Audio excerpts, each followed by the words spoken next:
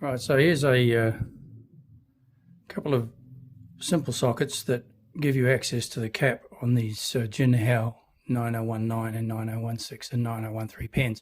This one is a 7mm socket, which has been ground down because it needs to be a bit thinner to fit into the cap to actually undo the screw.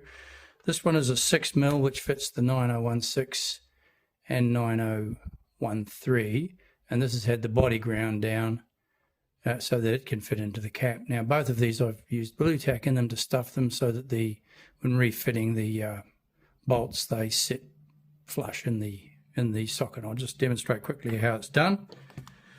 Off comes the cap.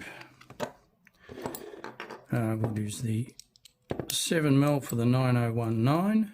Goes into it. There's a nut at the end of it, so simply undo it. Quite a simple matter. And out comes the entire case, and there's your nut.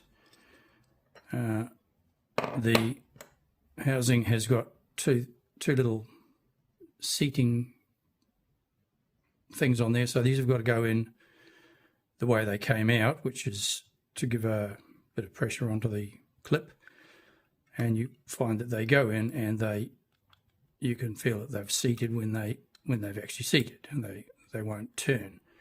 So that can go in there, and then the clip just pulls out, and then you have just the so clip goes back in.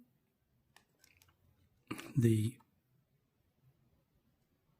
are angled to fit across. That goes in and seats, and the nut goes back in like that.